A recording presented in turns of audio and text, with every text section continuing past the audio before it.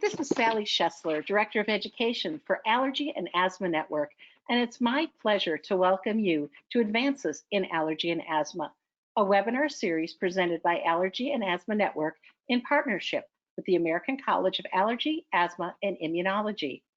Our webinar series helps Allergy and Asthma Network live out our mission to end the needless death and suffering due to asthma, allergies, and related conditions through outreach, education, advocacy, and research. We are joined tonight by Dr. John Oppenheimer, and he will be discussing biologic medications and how these medications are changing asthma and allergy care as they provide more personalized options for treatment. Dr. Oppenheimer is the Director of Clinical Research at Pulmonary and Allergy Associates, as well as Clinical Professor of Medicine at UMD-NJ Rutgers. He is board certified in internal medicine and allergy and immunology. If you could advance the slide, I'd appreciate that. He trained and was on faculty at National Jewish Center in Denver, Colorado. Dr. Oppenheimer has participated in over 100 clinical studies with over 200 publications.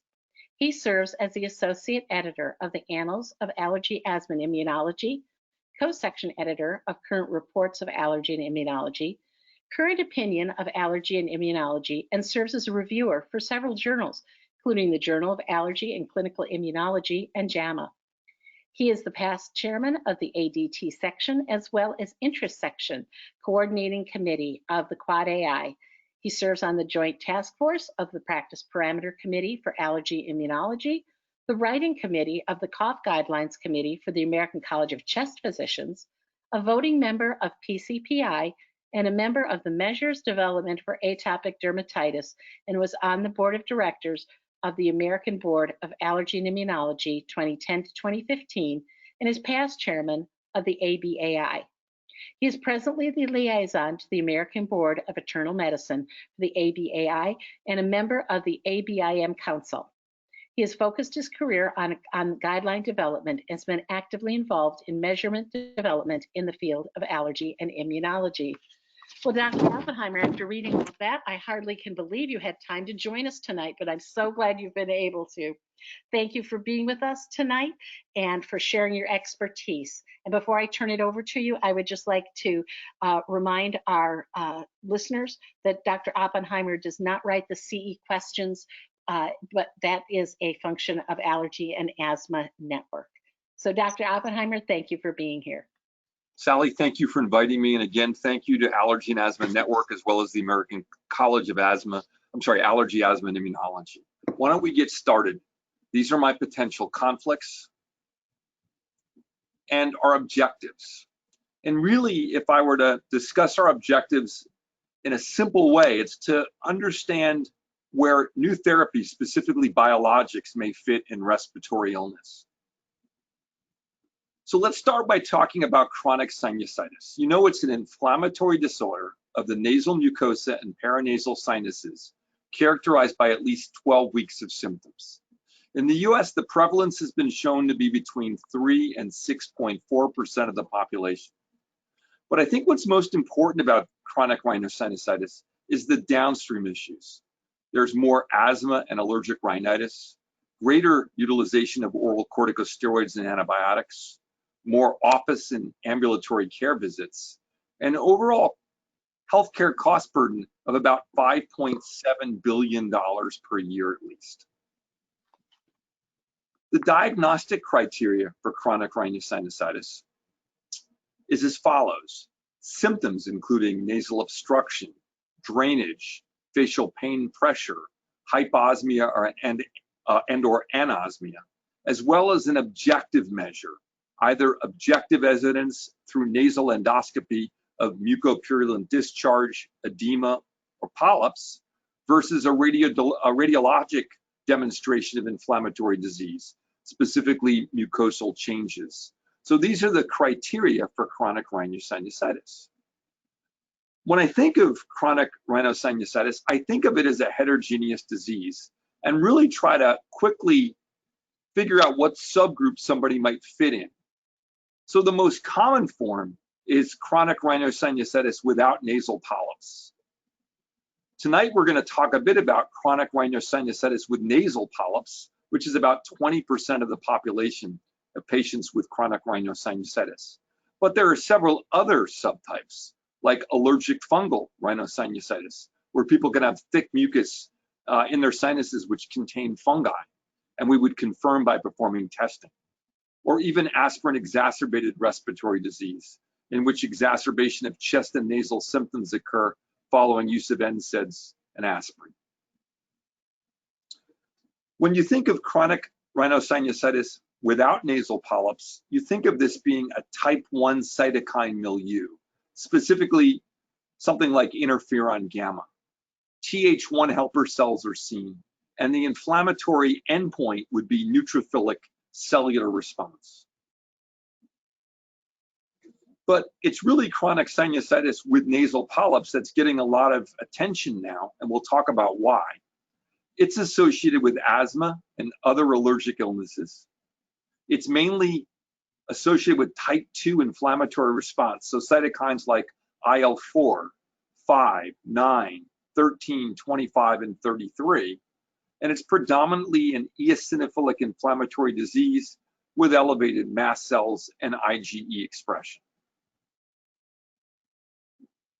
A really interesting article with regard to how we might approach a patient with chronic sinusitis with nasal polyp from the standpoint of treatment can be seen in this article by Hopkins et al.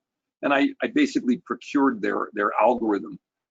But what he does is he recommends that we stratify the illness into those with one-sided nasal versus both sides with polyps. If you have one side, you need to be concerned about other issues, tumors, etc., especially if you're seeing blood-stained discharge, and this would be an indication of an urgent referral. But the majority of patients have bilateral nasal polyps. And if they're mild, you want to begin nasal steroids, and you also want to think about irrigation.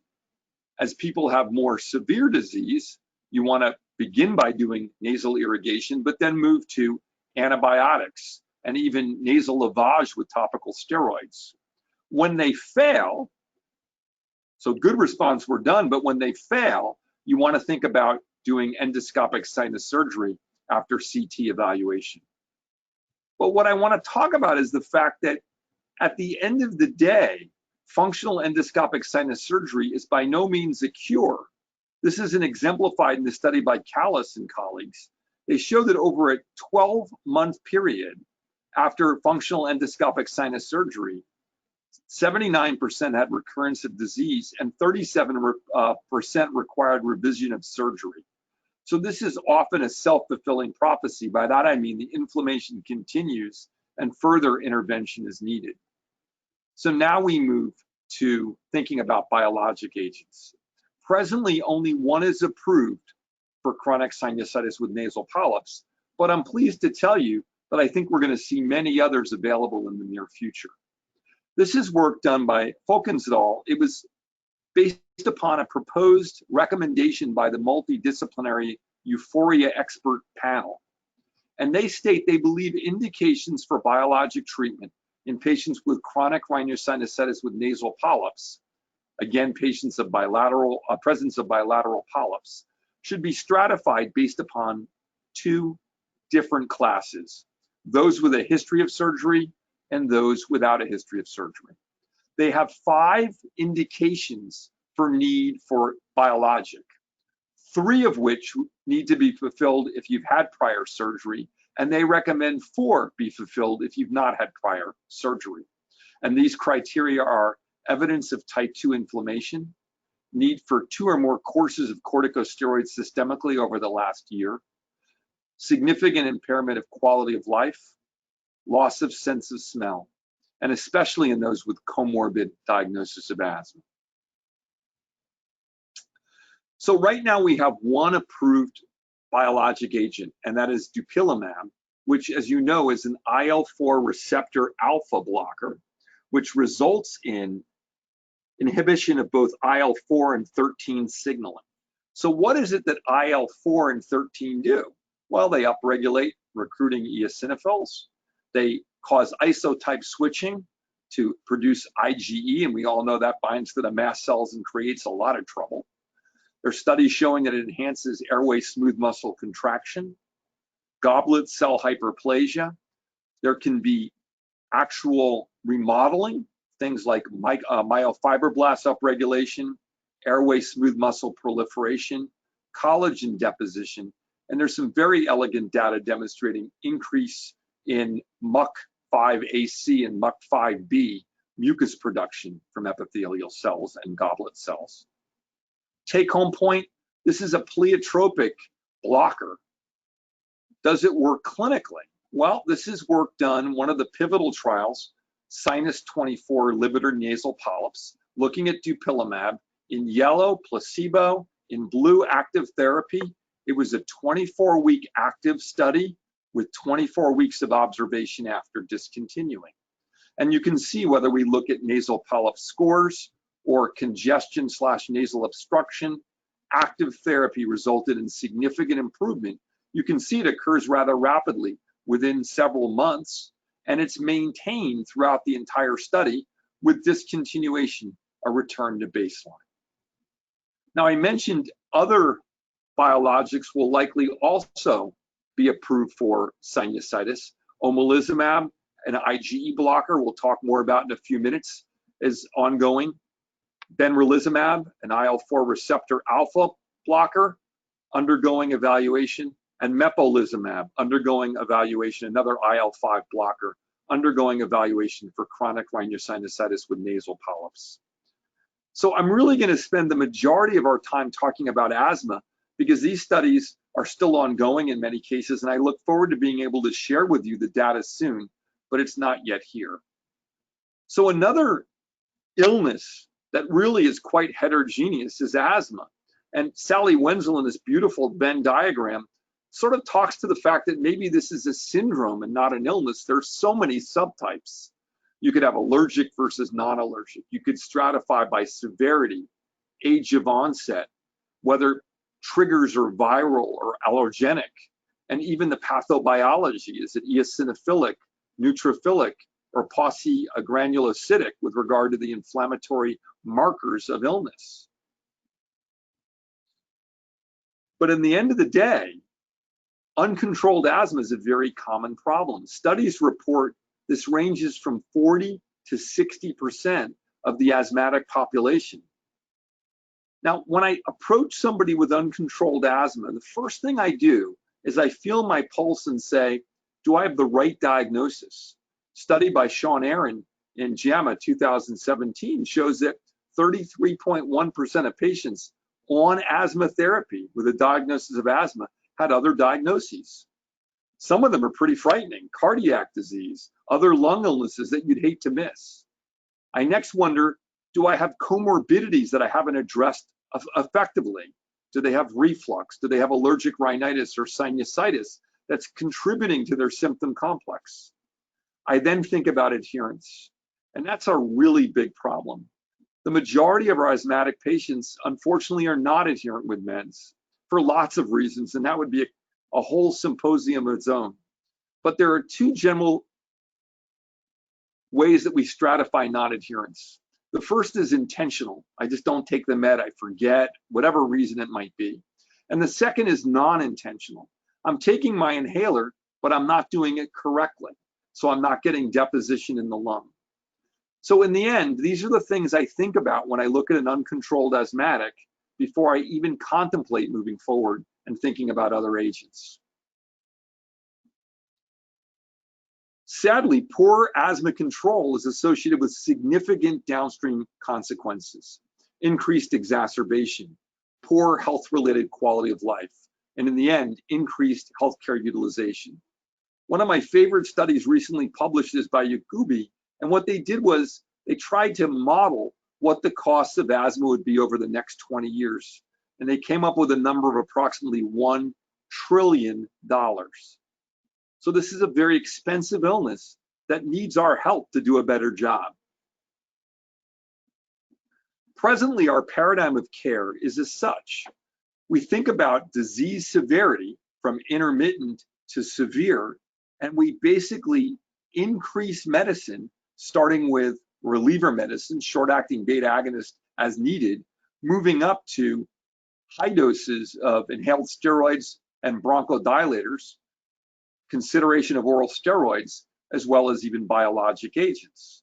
But it's interesting, when you think about our approach to asthma care at present, I would argue it's a bit like throwing the kitchen sink. We just keep escalating medicines until hopefully somebody gets better.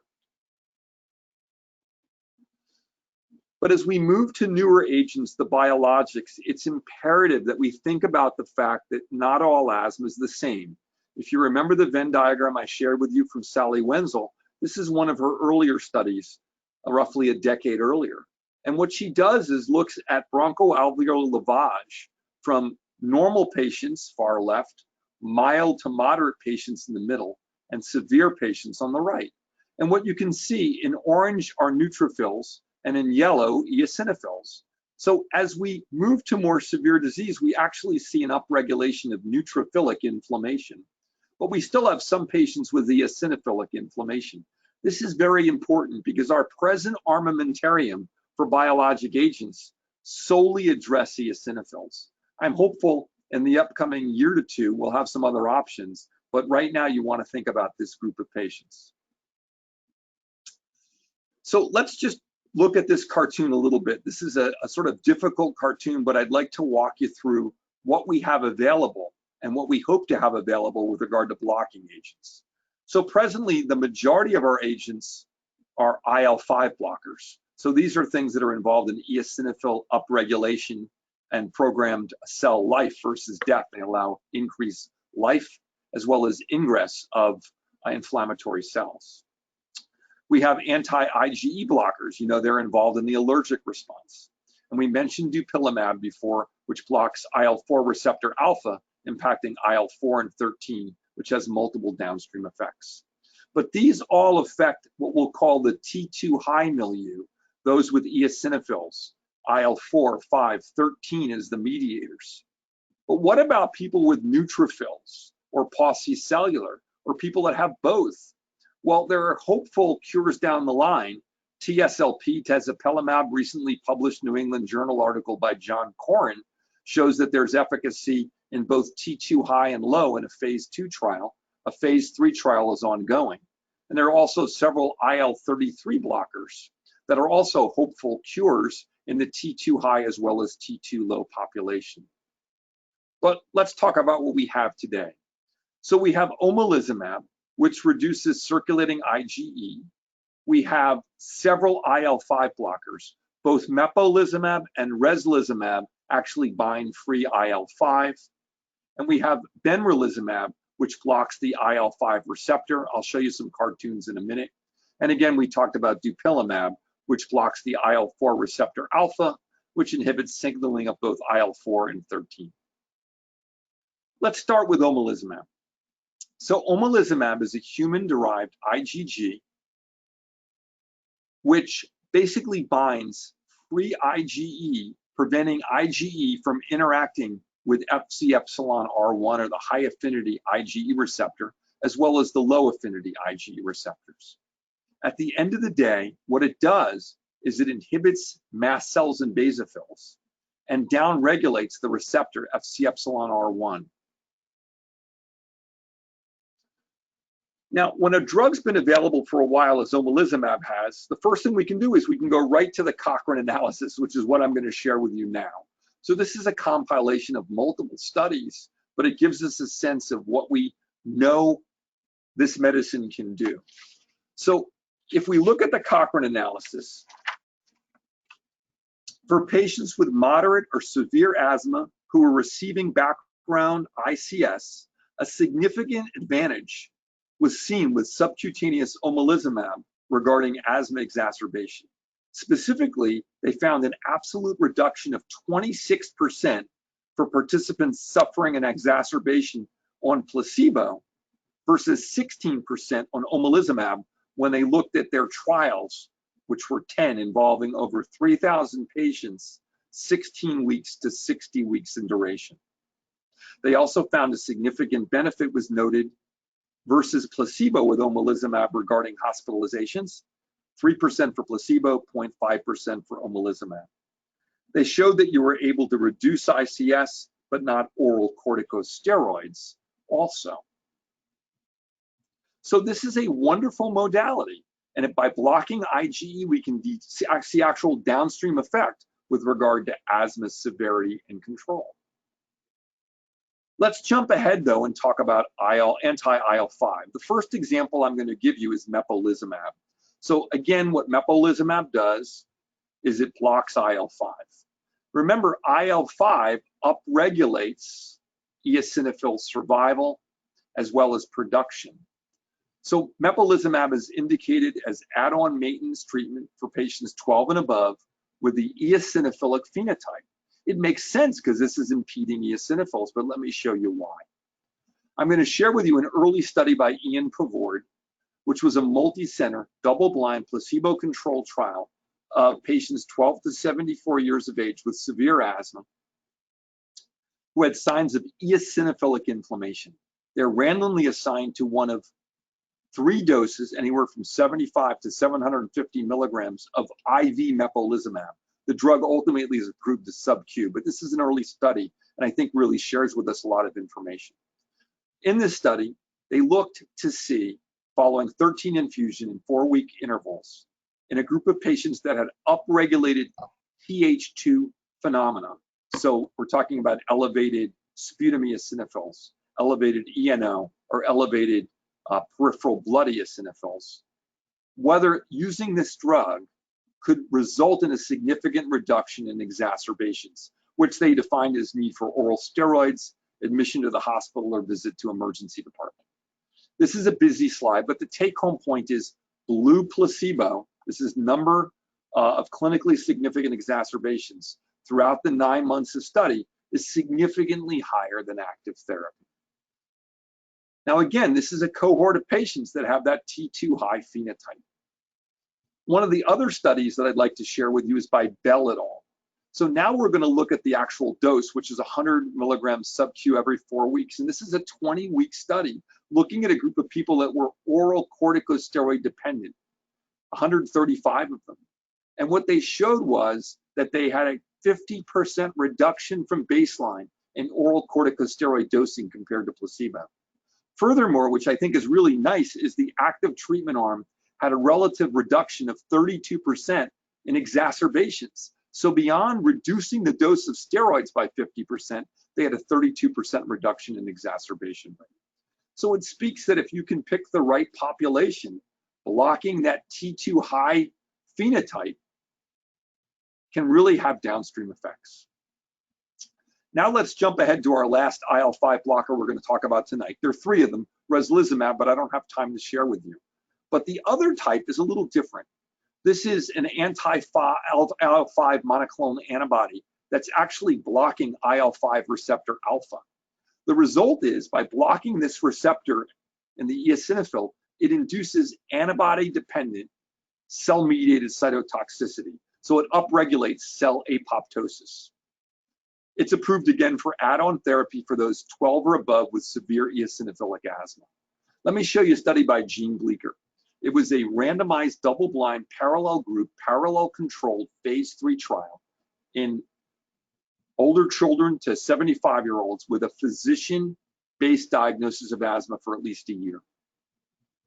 And what they did was they took a group of patients that were enriched for exacerbations. They had 2 exacerbations or more in the prior year, one on high-dose therapy, which would be ICS/LABA. They're randomly assigned to benralizumab, this active therapy, 30 milligrams every 4 or every 8 weeks versus placebo for 48 weeks. And they followed them over time. And they stratified them in this study based upon blood eosinophil counts. And this is an important point. So they looked at people that had high eosinophils or people that had low eosinophils in their peripheral blood. And again, their primary endpoint was exacerbation rate. And compared with placebo, the benralizumab group reduced annual asthma exacerbation over 48 weeks in both doses. Also, both regimens of benralizumab significantly improved FEV1 pre-bronchodilator. And compared with placebo, asthma symptoms were also improved on the benralizumab every 8 weeks, but surprisingly not every 4 weeks. So here we're looking at the data, and this is what I really want to show you. If you look at annual exacerbation rate on the top, we're looking at placebo every 4 weeks and every 8 weeks of benralizumab. But what I want to share with you is this is the upregulated eosinophil group, so these are the T2 high, and these are the T2 low. And look what happens. The group that has a high T2 phenotype has a profound reduction in exacerbation, as I shared with you before. But the group that is on lower T2 high, not as T2 high, so they don't have a big eosinophil upregulation, has a mild reduction, but nowhere near as impressive as the group that has the high. So the take-home point is, now as physicians treating asthmatics, we can no longer just throw the kitchen sink at patients. We need to think about their underlying inflammatory makeup when we give these medicines. There's also a long-term safety trial, and why I show this is early on, benralizumab does such a good job of diminishing eosinophils. It brings it almost down to zero. People were scared bad outcomes might occur. I shared with you the Scirocco study. There was a sister study called the Kalima study. And in this study, what they did, this is a compilation called the BOR, year extension study. They took these people and extended them for another year and looked to see, were there any problems with regard to safety or tolerability at the 2-year mark? And what I'd like to share with you is the answer is no. Specifically, they demonstrated long-term eosinophilic depletion by benralizumab didn't lead to any adverse consequences. So it brings us a great sigh of relief. Let me close this section just to share with you some dupilumab data. Again, we talked about the fact that IL-4 and 13 have many downstream effects with regard to asthma. It's approved for 12 and above in patients with moderate to severe asthma, again with the eosinophilic phenotype. And I'd like to share with you a study by Mario Castro. They looked at over 1,900 patients, 12 or above, and stratified them to dupilumab 200 or 300 micrograms every 2 weeks versus matched placebos for 52 weeks. Once again, the endpoint is annualized rate of severe asthma exacerbation, and secondary endpoints are exacerbations as a whole. I want to show you the conclusion, but then I want to look at the data a little bit more carefully. Patients on dupilumab had significantly lower rates of severe asthma exacerbation compared to those receiving placebo, as well as better lung function. But again, because this is a T2 high population, greater effects or greater benefits are seen in those with higher baseline eosinophil counts. So here we're looking at the FEV1 data. So the group on active therapy has significantly greater improvement in FEV1 over the 52 weeks of study versus placebo. But I think the take-home point from this study is, again, looking at subgroups, whether we look at every 200 or 300 milligram dose, patients with elevated eosinophil counts had the greatest effect. Patients with elevated exhaled nitric oxide, again, the greatest effects with regard to relative risk of improving severe exacerbations. Because again, not surprisingly, this medicine is directed towards the T2 high population. Now, our conversation wouldn't be complete if we weren't fair and balanced. So we really have to think about the elephant in the room, which is to balance the costs with the outcomes.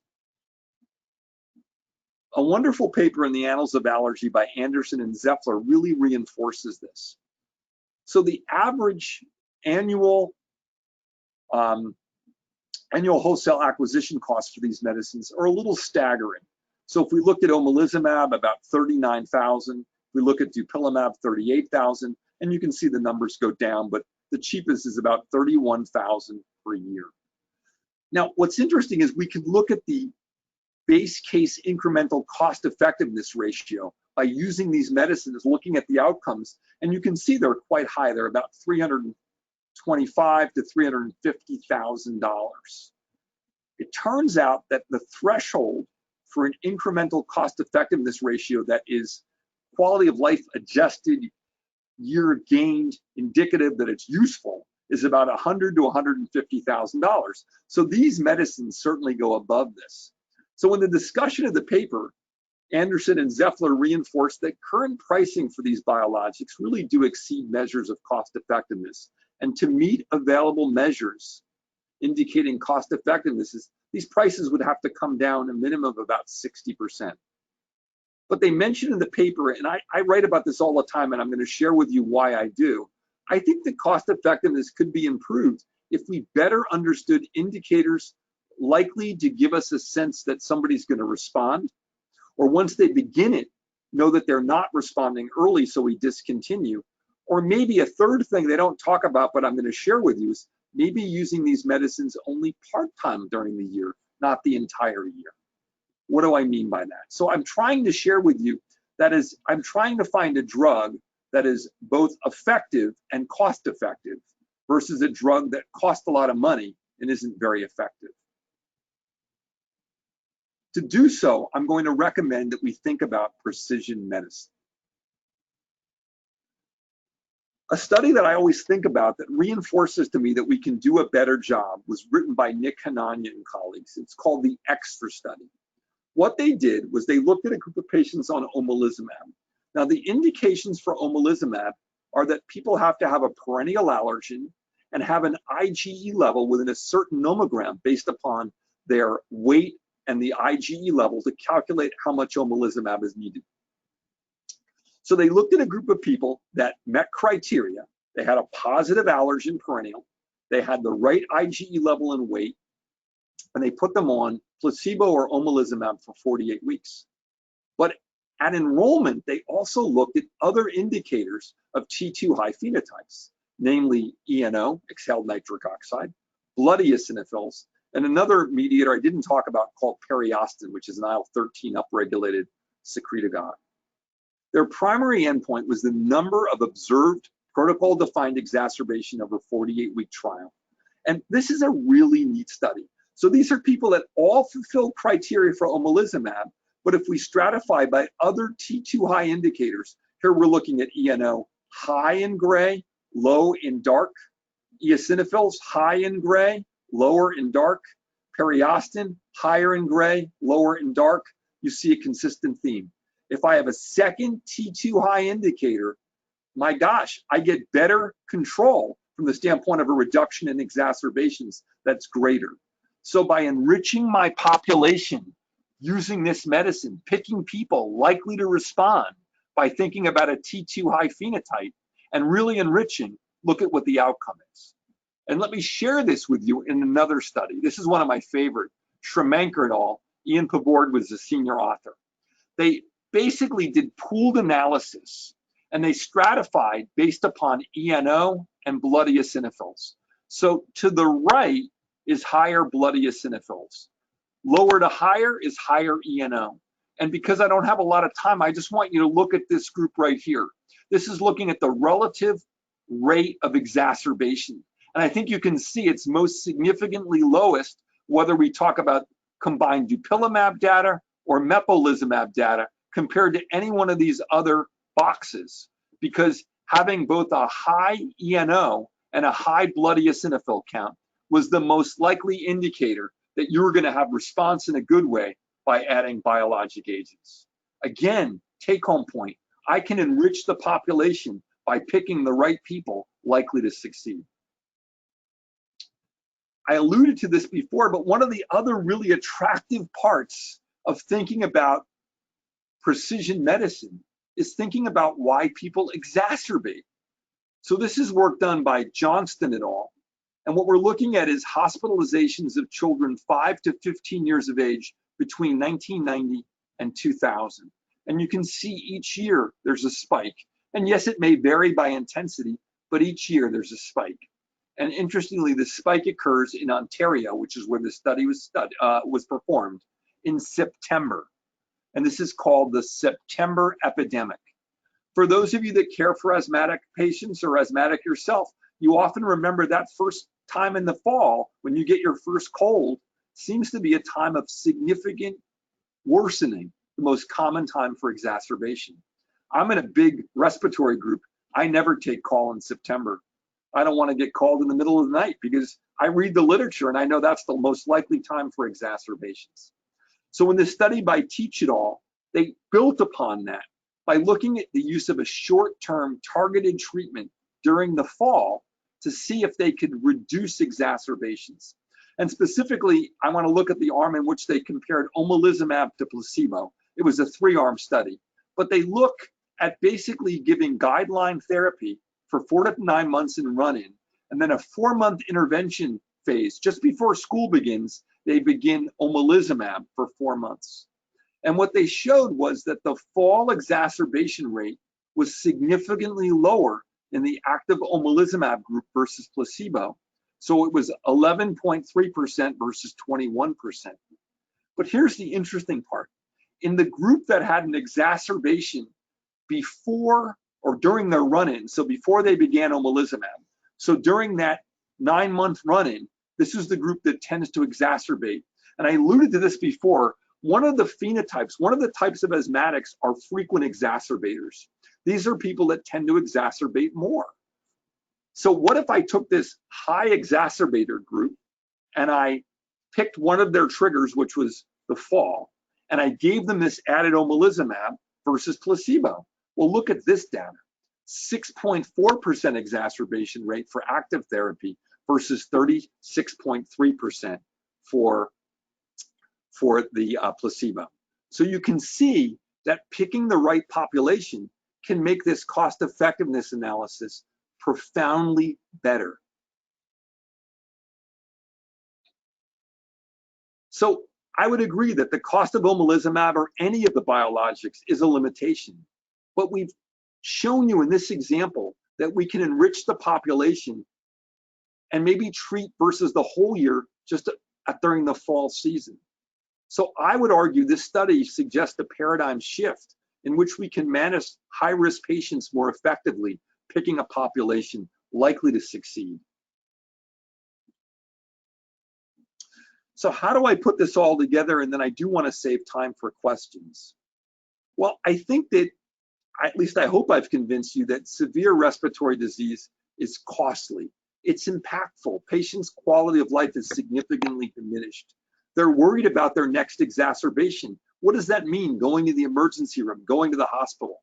For those of you that have not suffered from asthma, it is a scary feeling to not be able to breathe, to not feel that you're getting an effective breath that's allowing you to feel whole. But before I consider a biologic, I want to make sure, did I make the right diagnosis? Did I think about the comorbidities involved? Does somebody have allergic rhinitis? There have been multiple studies showing that having allergic rhinitis and poor control has increased or results in increased exacerbation rate, increased hospitalization return. A recent study by John Bernstein in Cincinnati shows those that have been discharged from the hospital with allergic rhinitis and asthma have an increased likelihood of bouncing back to the hospital. Non-adherence. It's really important. Patients, when you ask them, are you adherent? It's like asking them, do you think I'm a good doctor? And why do they come and see you? Because they like you, they think you're good, and in turn, they want you to like them. So asking somebody, are you adherent, is really like asking them, do you think I'm a good doctor? Do you like me? So always think about non-adherence and be honest with people. I come up front and I say, it's probably really hard taking all of your asthma meds. Have you found it difficult? Be proactive and engaging. Help them explain to you what their difficulties are. And another thing I always remember, a wonderful study by Lawson and colleagues, God, it's 30 plus years ago from Canada, shows that patients lose their ability to use inhalers over time. That is their knowledge and their technique. So each time they come is a great opportunity for you, your nurse, one of the healthcare providers in your or extenders in your group to review how to use an inhaler and make sure they're using it appropriately. And then when I think about using a biologic, the first thing I think about is this a phenotype that's likely to respond? Because often, unfortunately, the most severe asthmatics, we want to do more. Part of being a doctor is you want to give more, you want to make people feel better. And if somebody really doesn't have a phenotype that's likely to respond to a biologic, I know sometimes we feel good about giving them another medicine, but we don't want to throw the kitchen sink at them if it's not going to work.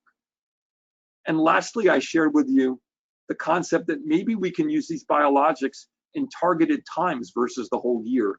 I look forward to further studies helping us understand this.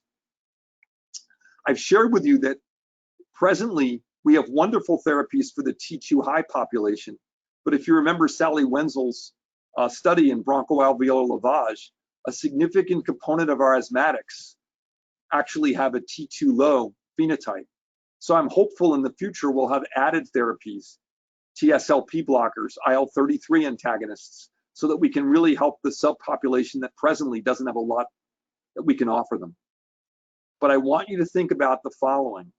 As physicians, as healthcare providers, as patients, if we don't use biologic agents appropriately, we're going to bankrupt an already closely bankrupted system. So with that, I really thank you for inviting me in your homes, your offices during this really scary time. And I'm hopeful that you found this somewhat helpful, interesting, and I'm open to questions should you have any. Thank you. Thank you so much, Dr. Oppenheimer. And there are quite a few questions already coming your way. So our first question from Beth is, will Xolair be available for self-injection at home in the United States? So that's an interesting question. And I guess I should recuse myself. I was involved in a group of people. The first author, I believe, was Mark Shaker on this one. And we did look at the cost effectiveness analysis and shows that Omalizumab probably, at least in some cases, makes sense to be given at home financially. But I think that we're going to have to really assess this, and there are going to be probably further studies to drive it. During the recent pandemic, there were some people that were taking Omalizumab at home, and there were some suggestions you might consider it. But as offices are opening up again, most are giving it back at home. For those that aren't familiar, and I didn't talk about it, one of the side effects of Omalizumab, and I think the biggest one we're concerned about, is the potential for anaphylaxis. And one of the things that's interesting, and one of the reasons why I might argue it is a reasonable therapy to give at home once you've given your first few starter doses, is the fact that often the anaphylaxis occurs hours later, so you're not going to be in the office anyhow. Unlike a classic allergy shot where anaphylaxis occurs immediately, this is a delayed phenomena, and nobody understands really why. There are a lot of theories as to why. But again, the take-home point is it's a delayed anaphylaxis. So it does make an awful lot of sense to be considered at home. We'll have to wait and see, but obviously you know my opinion. Thank you so much. Our next question is, how do the biologics in nasal polyposis compare to nasal inhaled corticosteroids?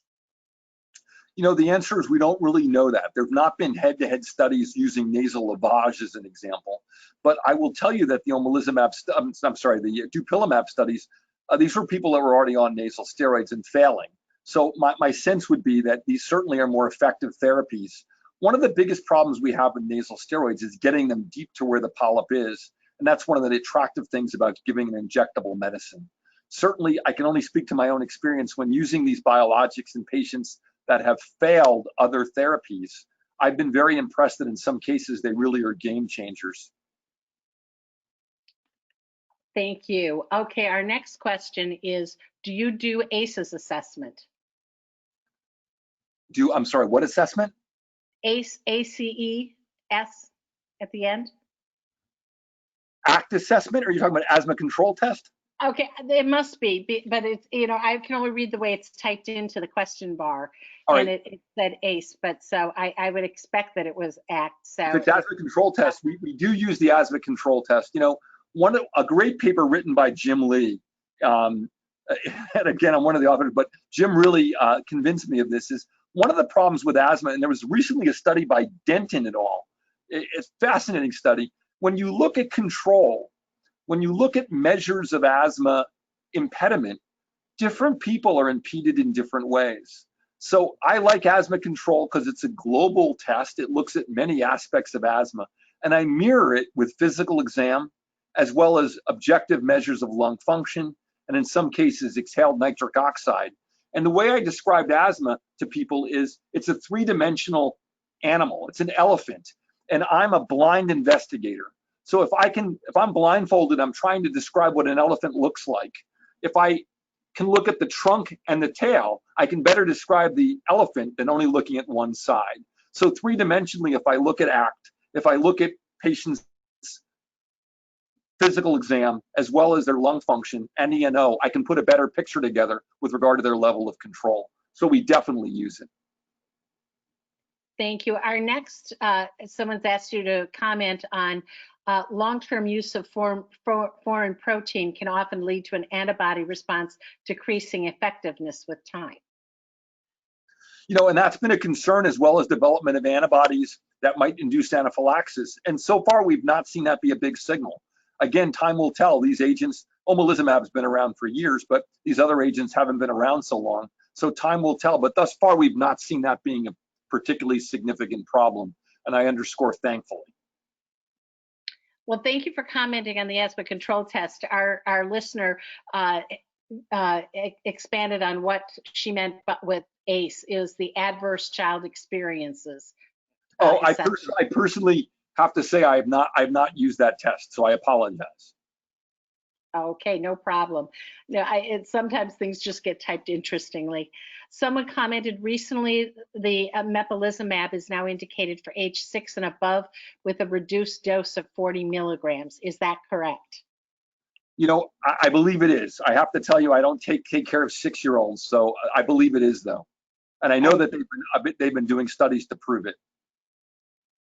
Okay. Are the biologics you are discussing for asthma treatment contraindicated for those patients with comorbid conditions like Crohn's disease, rheumatoid arthritis, et cetera, who are already taking biologics or biosimilars like Humira, Stelara, et cetera?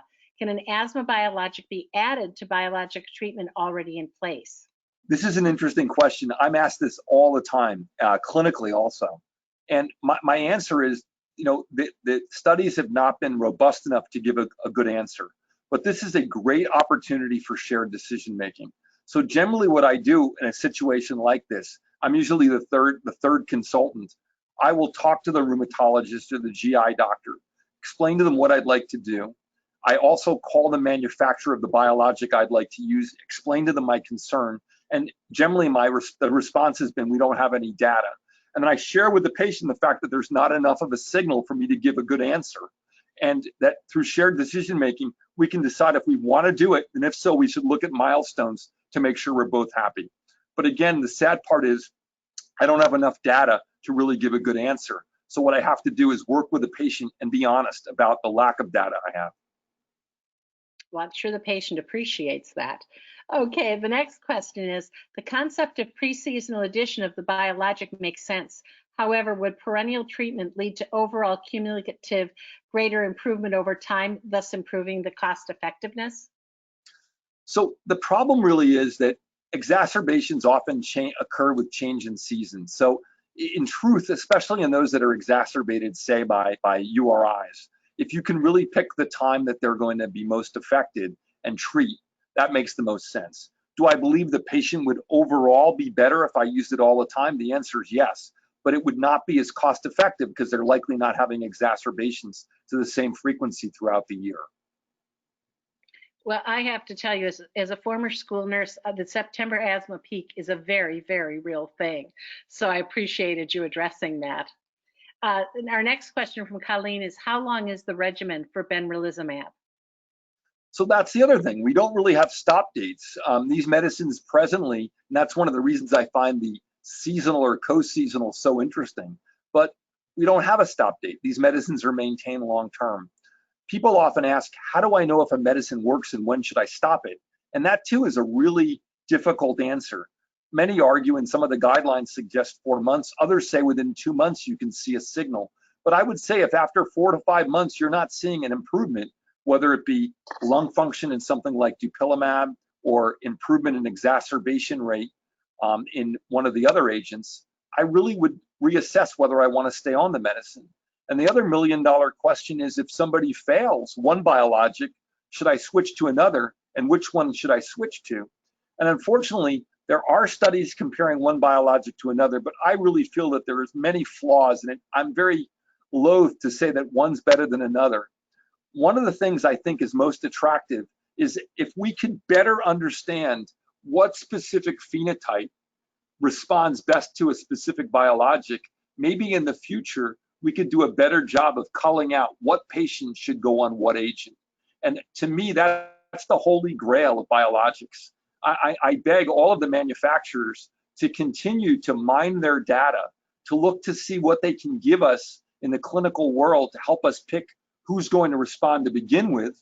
And then when I begin them on the agent, is there some indicator that when I put them on it, if they're not responding, maybe this is a person that's not going to respond to this therapy, and I'll more quickly discontinue it. Because one of the things I find in the real world is once somebody goes on an agent, it's really rare to see them stop it.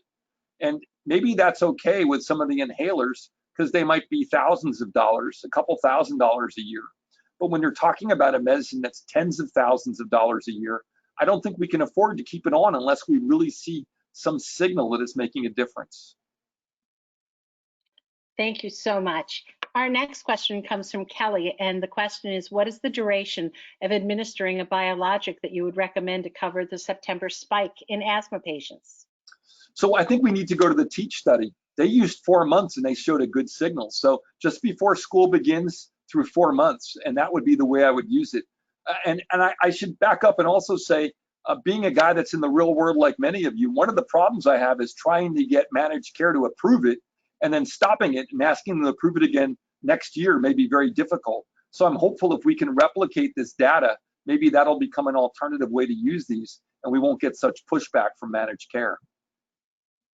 Well, there's a follow-up question of asking, if discontinuing it will worsen the baseline asthma? They didn't see that in the study because, again, discontinuing biologics doesn't have a rebound phenomena. There's just a return of the baseline inflammation. But if somebody has a second signal, like I'm often thinking, wouldn't this be really neat in my really severe allergic patients that maybe don't do well or have issues with regard to allergy shots or haven't attained the goals we want? If I could use these medicines just seasonally, maybe I'd get a great response. But in any event, withdrawing the therapy was not associated with a rebound. Okay, great.